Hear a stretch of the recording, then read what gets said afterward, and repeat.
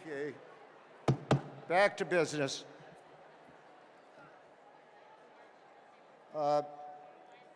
It's a pleasure to introduce one of the newest United States senators in the U.S. Senate, a person who is already taking the leadership in the fight against Donald Trump, our junior state senator, Kamala Harris.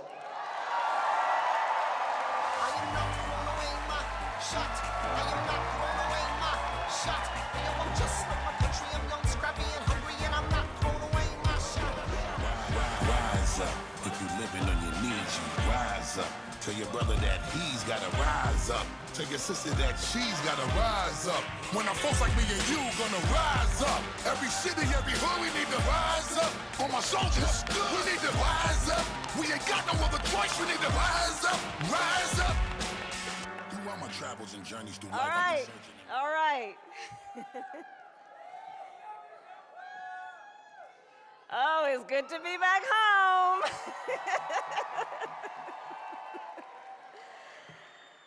Well, it is an incredible honor to be back home, and this is the first time I appear before this convention as a United States Senator from the state of California.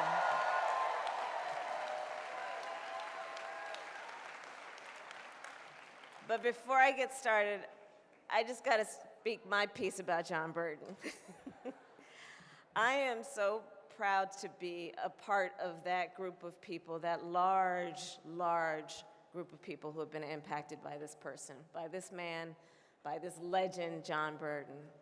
He has, as we all know, labored day in and day out doing the real work of social justice. And John, as you've heard, has been a mentor to so many of us in this party. And I will personally always cherish the advice he has given me over the years, the many truth bombs and F-bombs. So let's again put our hands together for John Burton, please.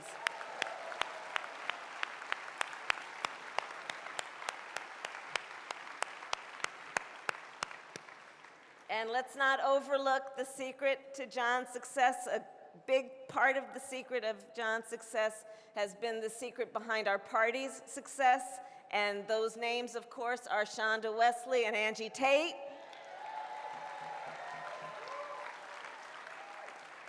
And without any question, those two women have demonstrated every day and in every way that powerful women persist.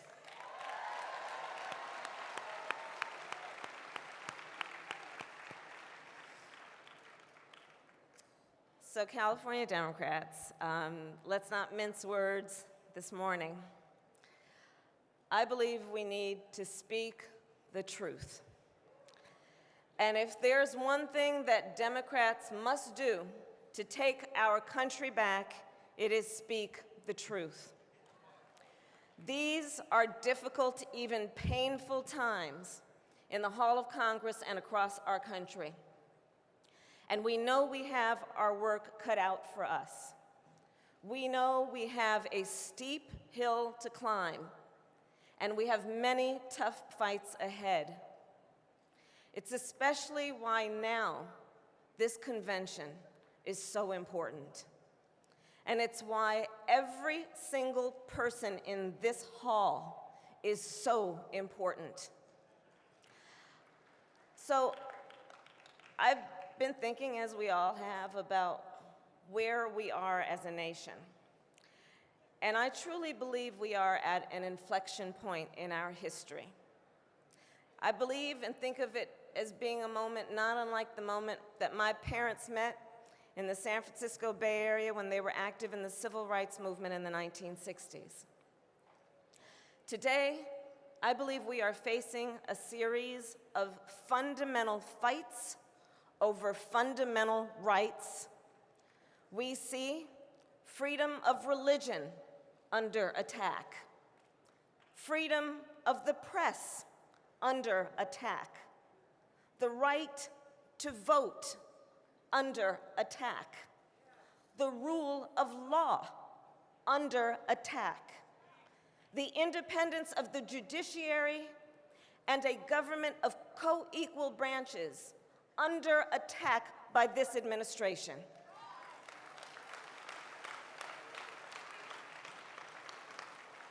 And California, these are fundamental fights. And I come to you with bloody knuckles after these first 120 days.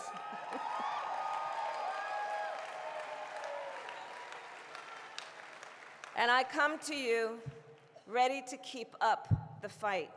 And I need you by me, side by side, every step of the way.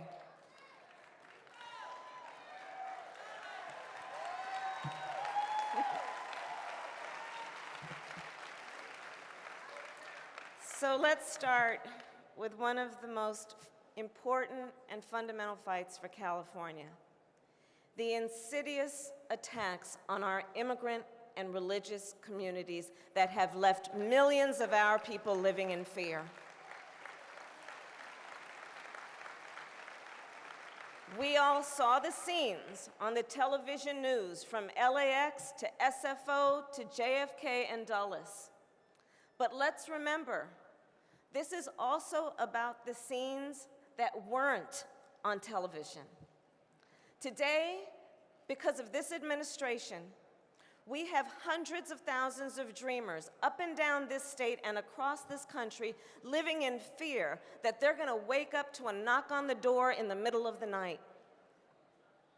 Today, in our Golden State, we have mothers and fathers living in chilling fear because they know they are just an ICE raid away from losing their children.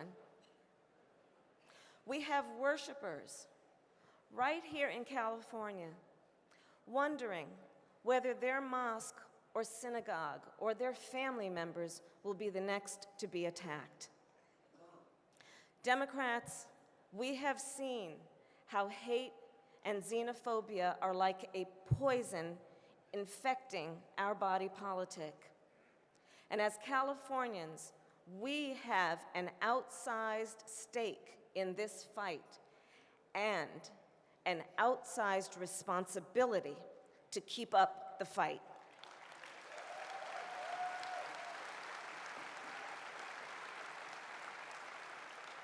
Which is why my first bill as your United States Senator is named the Access to Counsel Act, which says that anyone detained at our border, whether they arrive by land, sea, or air, has a right to an attorney.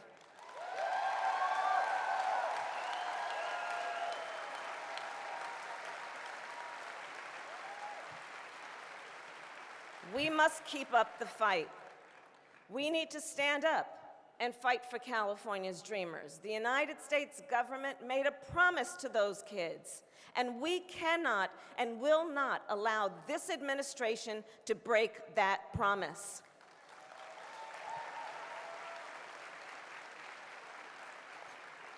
And that's not the only promise we need to keep. Like a tornado, this president has left a trail of broken promises in his wake. He said he'd fight for America's forgotten middle class. Then he left our middle class in the cold. Instead of appointing a cabinet that represents all of America, he convened a billionaire boys club. Instead of producing what he promised, a plan for our middle class, his tax and budget plan is a blueprint for bankruptcy. Massive tax cuts for corporations at the expense of struggling families. And this is the same president who promised nobody would lose their health care, but now wants to rip it away from 24 million Americans. We need to keep up the fight. Let's tell these Republicans in Congress, it's time to stop playing politics with people's lives. And Democrats, let's go to San Diego and Orange County and the Central Valley.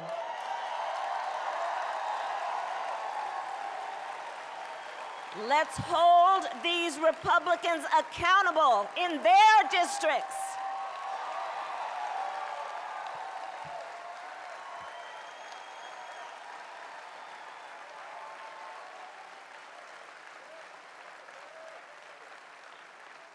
Because we all know if you vote for people to lose their health care, then you need to lose your job.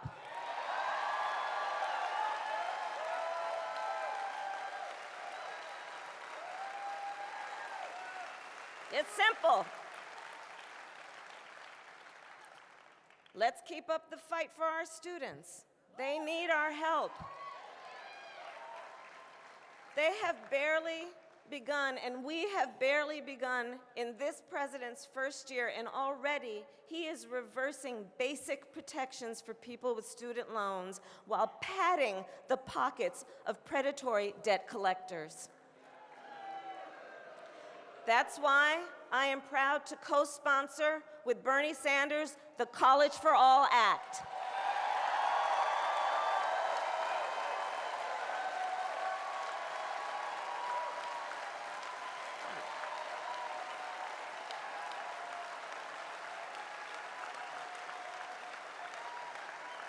And what you guys know is in this bill, we're just simply saying it's time to start investing in America by making public colleges and universities free for every student that needs it.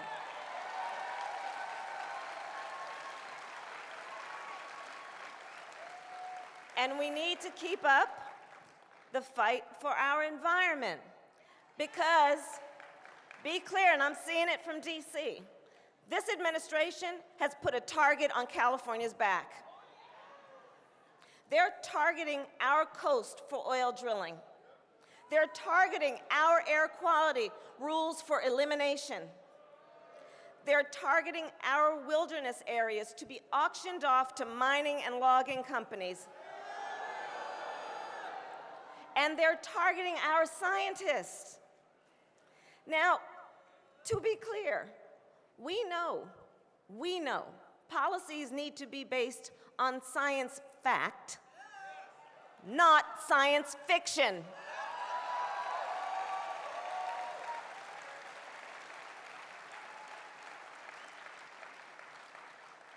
And we need to keep up the fight against mass incarceration.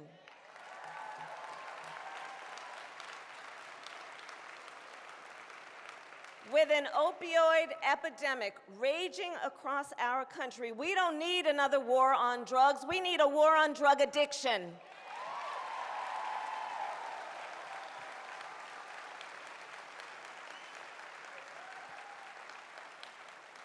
And let's keep up the fight for civil rights. Women's reproductive rights are at stake. LGBT rights are at stake. Voting rights are at stake. And that's why I voted no on the nomination of Judge Neil Gorsuch to the United States Supreme Court. And that's why I voted no on Jeff Sessions for United States Attorney General.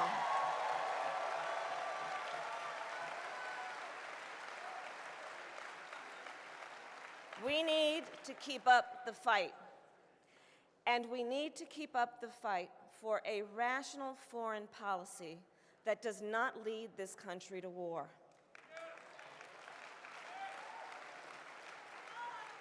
And we need answers. And we need answers. Too often, it seems, and I'm telling you this from my position in DC, sometimes it seems like this administration's real priority is Russia first, America second. And Democrats, we need to keep up the fight and recognize when our nation's very sovereignty is under attack. Fact, Russia interfered in the election of the President of the United States. Fact, the FBI is investigating. Fact, he fired the person in charge and then bragged about it to the very people who manipulated the election.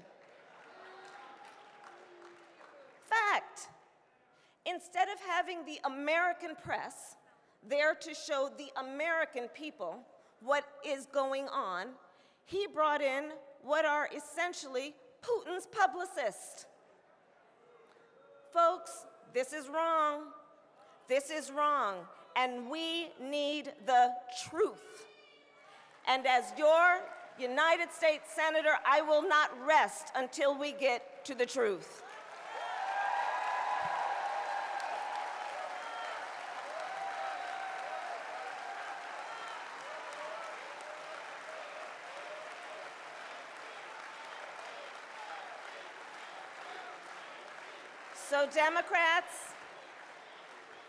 So Democrats, we know we have a long road ahead and many fights ahead.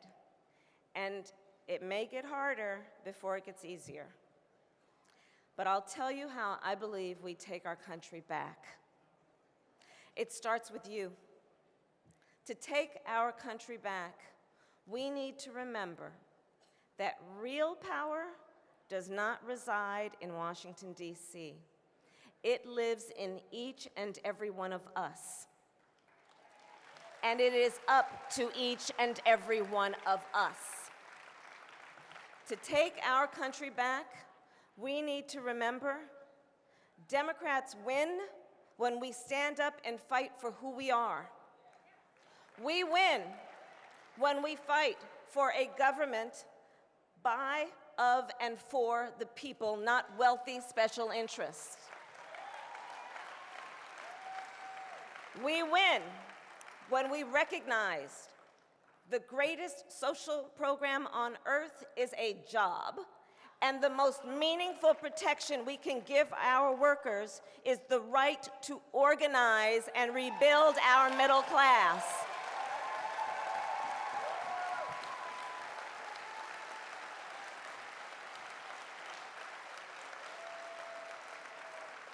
We win when we fight for high-quality public schools and colleges that give every child a chance to show their talent. We win when we fight for the value that health care is a fundamental human right.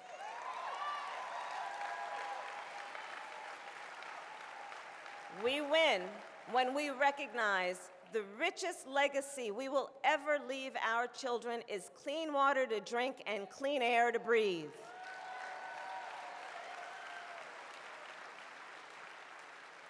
And Democrats, we win when we stand together. When we stand together with all of our beautiful diversity, all of our beautiful complexity, and when we recognize that we are all in this together.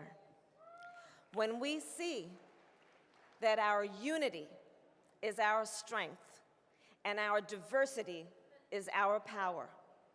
Young and old, gay and straight, rich and poor, urban and rural, immigrants and native-born, every color of the rainbow.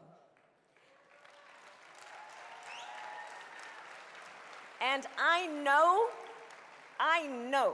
we will rise to the challenge. So let's roll up our sleeves and recommit ourselves to doing the work and fighting the fight, and let's take our country back. Thank you.